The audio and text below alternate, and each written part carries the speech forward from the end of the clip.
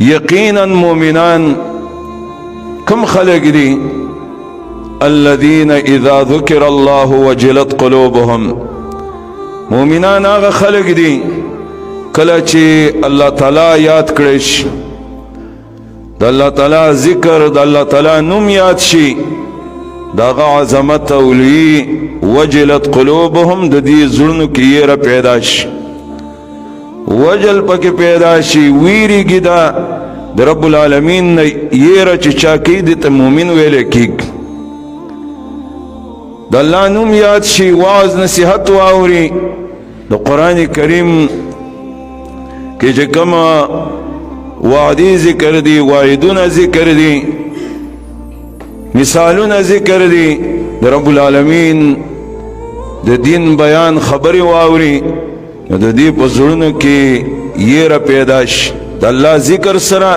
د دې زړونو کې یره پیدا کېږي. خو یو سوال ذهن ته دا راځي چې سورت رعد کې الله تعالی فرمایي الا بذکر الله تطمئن القلوب، خبردار د الله تعالی په ذکر سره زړونو ته اطمینان رسیږي، اطمینان حاصله زړونه. او دلته الله فرمایي چې د دې زړونو کې یره پیدا کېږي. علماء او مفسرینو د دې تطبیق یو طریقې سره دا ذکر کړی دی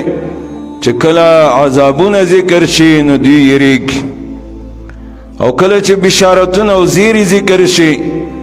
نو د دې زړونو کې اطمینان پیدا کېږي، او ایمان د خوف او د رجا په منځ کې دی. نبئ عبادي انی انا الغفور الرحیم وان عذابی هو العذاب الالیم، زما بندگانو ته خبر ورکا چې زه غفور الرحیم یم او زما عذاب دا سخت عذاب دی. نو کله چې بشارتونه زیری ذکر شي زړونو کې اطمینان پیدا کېږي، او کله چې عذابونه ذکر شي نو د زړه کې وجل او یره پیدا کېږي. دویم دا هغه وجل نه دی چې دا د اطمینان سره منافی دی، بلکې کله چې د الله آیاتونه ذکر شي او الله تعالی نوم واخیستلی شي نو د دې په زړونو کې یره پیدا کېږي، او دا داسې یره ده چې دا د رب العالمین ته اطمینان پیدا کوي. دا داسې یره ده چې په زړه کې اطمینان پیدا کوي، دا د مخلوق یره نه ده چې د چا نه یره پیدا شي او د هغه نه جدا شي. د رب العالمین نه چې څومره یریدې، څومره د زړه کې خوف او یره وه، نو هغومره به الله تعالی ته ډېر نږدې کېږي، او عمره به ستا اطمینان پیدا کېږي، او عمره به ستا په زړه کې د رب العالمین باندې یقین زیاتېږي.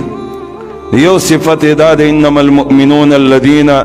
اذا ذکر الله وجلت قلوبهم. دویم واذا تلیت علیهم آیاته زادتهم ایمانا، کله چې ولوستلی شي په دوی باندې آیاتونه د الله د کتاب نو د دوی ایمان کې زیادت پیدا کېږي، دا ایمان زیاتېږي او په ایمان کې نقصان هم راځي. او دا امام بخاری په خپل کتاب کې دا مسله ذکر کړې، او دا د قرآني آیاتونو نه معلومه خبره ده چې ایمان کې زیادت او نقصان راځي. او تاسو به عام د دې بعضې ملګرو نه مې اورېدلي چې دا وایي چې یو د انبیاو ایمان دی هغه وخت په وخت زیاتېږي، د ملایکو ایمان وایي په ځای ولاړ دی، او یو د عامو خلکو ایمان دی